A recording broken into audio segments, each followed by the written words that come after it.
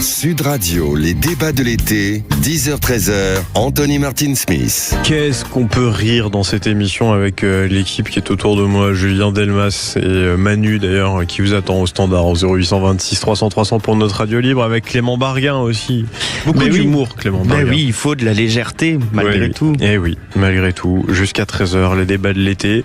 Clément Barguin, on va avoir notre face-à-face à 12h40. Oui, 12h40, on reçoit Arthur Delaporte, député PS du Calvados, porte-parole du groupe socialiste. On va parler de cette primaire. Ça y est, le Parti socialiste et Place Publique se sont entendus sur la tenue d'une primaire à l'automne. Mais avant ça, mon moment préféré dans cette émission, la radio libre, avec vous au standard. Et on va accueillir Anthony. Je vous promets, c'est pas moi qui appelle.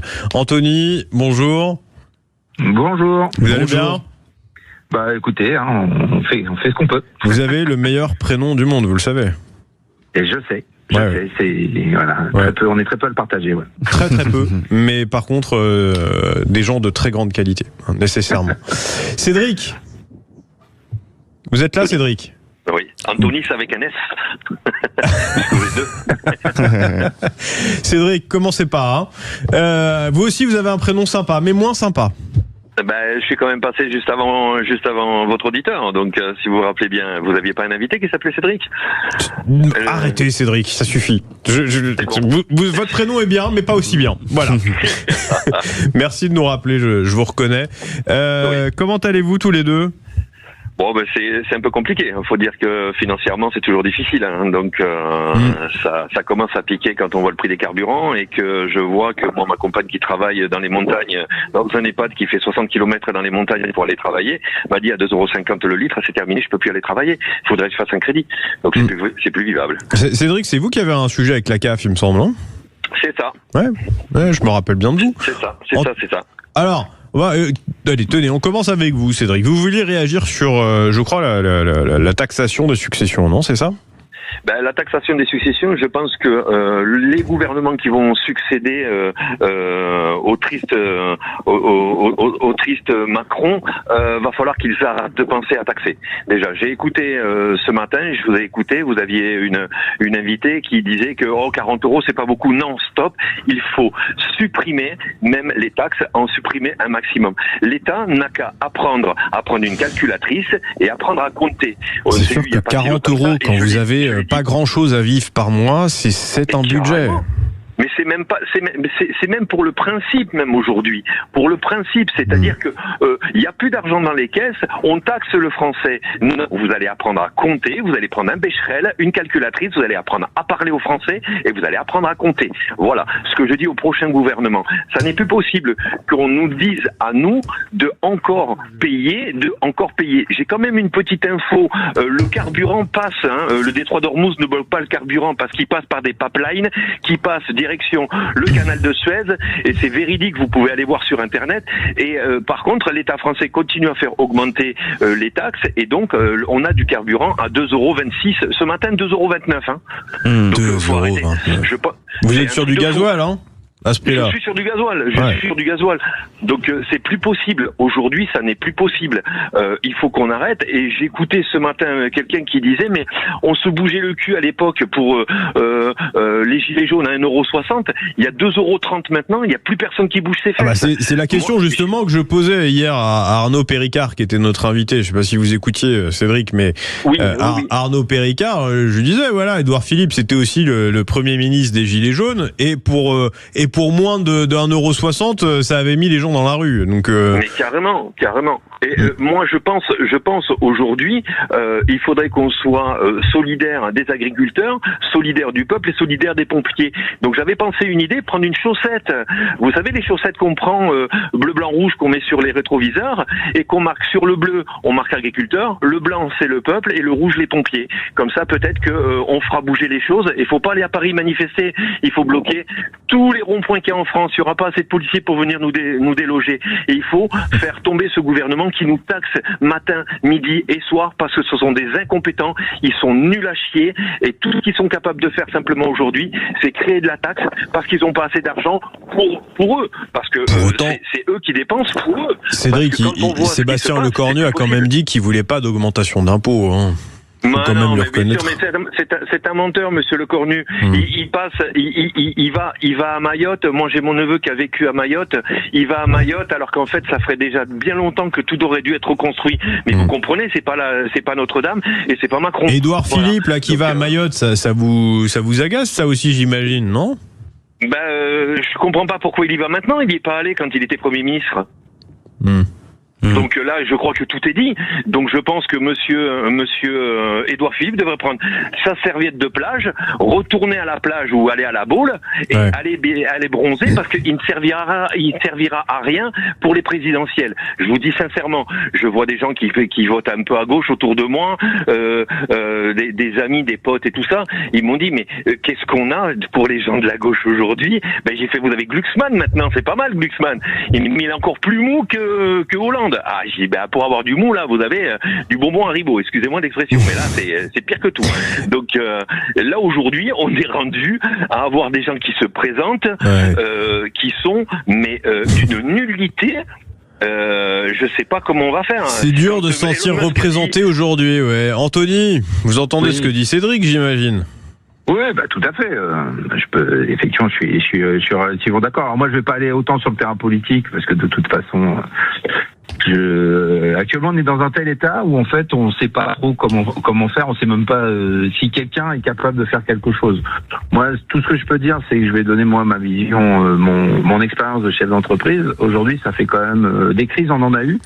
Mais là, ça fait, on va dire, depuis septembre-octobre qu'on est dans un flou artistique. On ne fait plus d'investissement. On tremble de tous nos membres quand on doit prendre un salarié.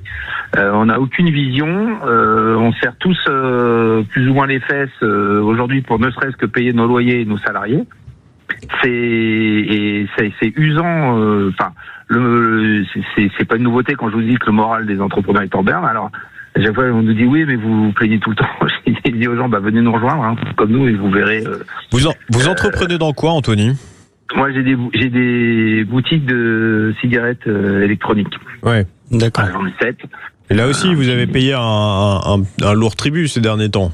Alors non seulement on se prend la crise économique, mais en plus on se prend des attaques sans cesse sur une taxation possible, sur des fake news de toutes les associations qui se disent anti-tabac et qui... Et vous avez pris le virage du CBD, vous? Alors non. Moi, j'avoue que le CBD, je sentais que c'était... et puis, si vous voulez, les plus grosses ventes de CBD, c'est des choses à fumer, et nous, on prône la défume. Donc, on va vendre des choses à fumer, alors qu'on est là pour arrêter les gens de fumer. Vous aidez les gens à arrêter de fumer avec vos cigarettes électroniques. Moi, c'est mon métier premier, c'est ça. Ok, il y a une dimension business, mais c'est que les gens ne fument plus. Donc c'est ça. Aujourd'hui, ça devient de plus en plus compliqué et on voit pas le bout du tunnel en fait. C'est ça qui est évident. Anthony, je veux vous remercier, je veux vous embrasser aussi très fort, déjà parce que vous avez le plus beau prénom du monde. Vous n'y êtes pour rien, moi non plus, mais que voulez-vous, c'est le talent. Merci en tout cas, Anthony, de nous avoir consacré du temps ce midi pour la radio libre de Sud Radio, 0826 300 300. Vous avez raison, en tout cas, de prendre le temps de nous parler, parce que c'est aussi votre moment. Cédric, vous aussi, je vous embrasse. Je vous embrasse très fort. Merci beaucoup, c'est très gentil. Oui, vous vouliez dire quelque chose, je crois. Oui, je vous remercie pour la parole que vous nous donnez, parce que ça devient de plus en plus rare et on est souvent coupé. Et grâce à vous et votre façon de travailler en radio, ça nous permet de pouvoir parler et ça fait vraiment du bien.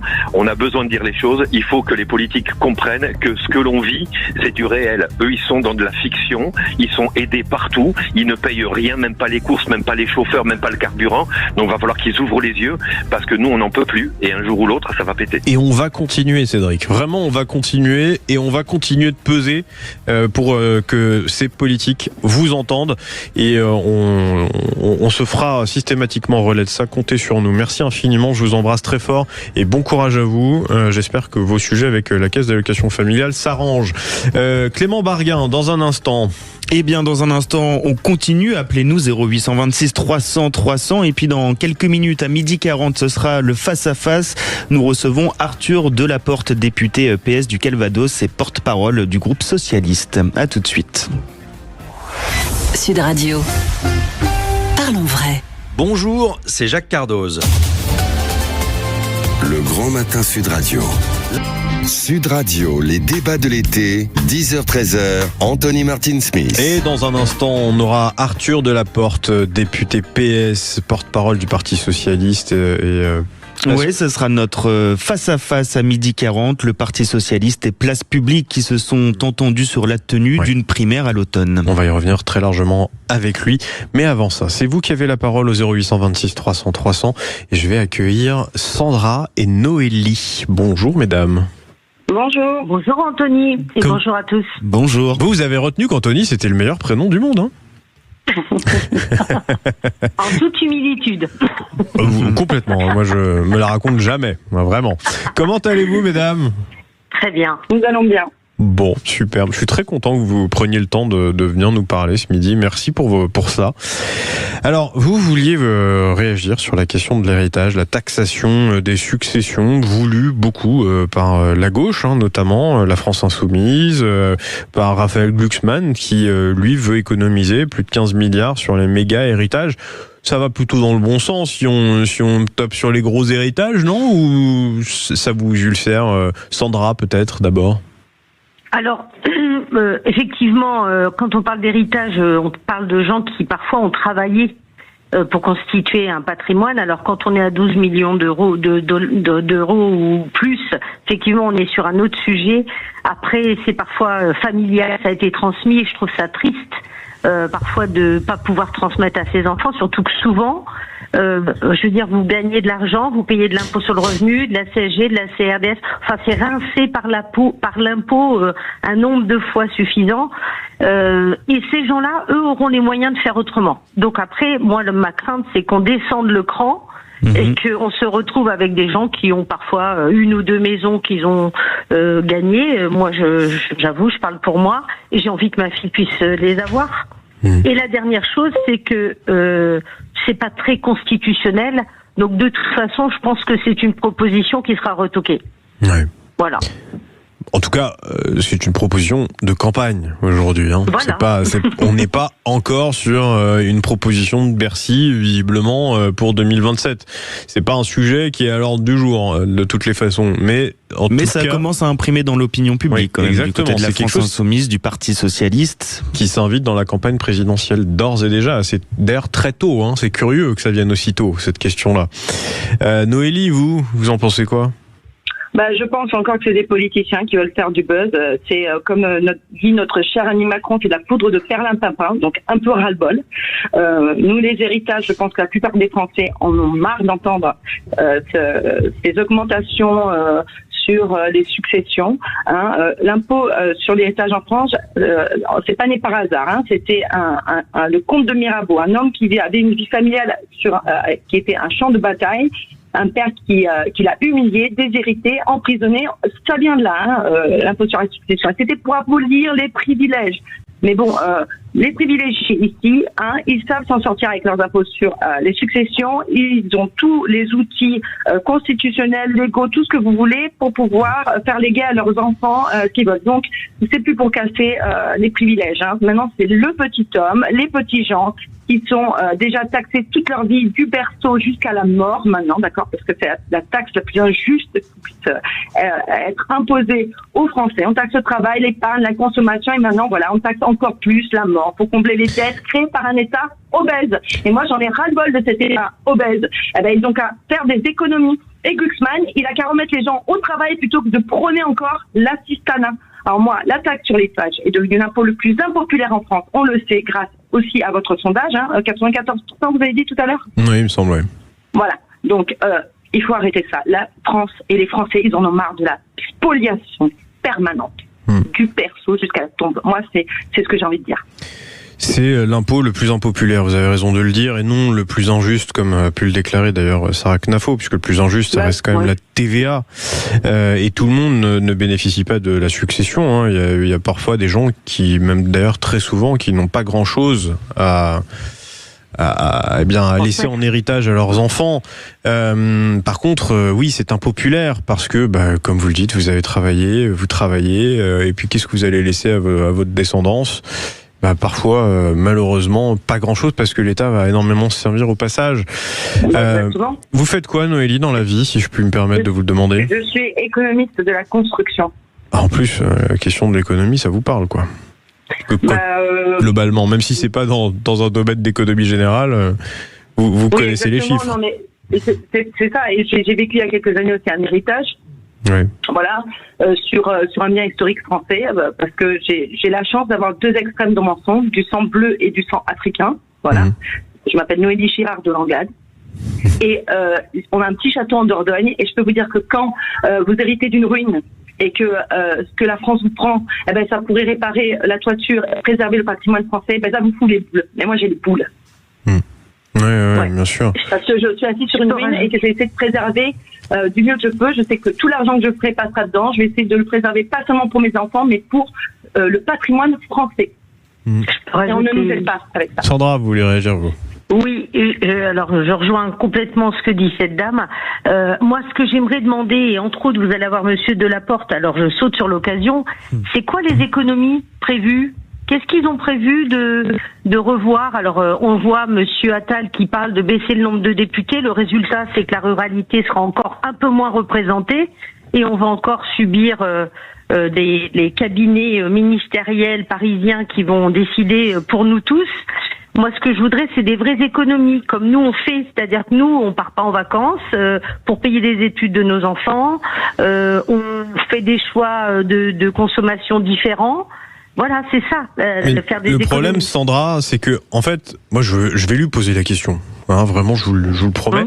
Mais par contre, qui va y aller ? Et donc, selon Raphaël Glucksmann ou Philippe Brun, etc., ne sont déjà peut-être pas eux-mêmes d'accord sur leur programme. Donc, il nous faut de l'afouérisme. Moi, je dis c'est ce qu'il nous faut en France. Bon, voilà. Sandra, Noélie, je suis désolé, il faut vraiment que je vous laisse, je vous embrasse très fort. Oui, merci beaucoup. Ne perdez pas trop de temps, de toute façon, il ne sera pas élu.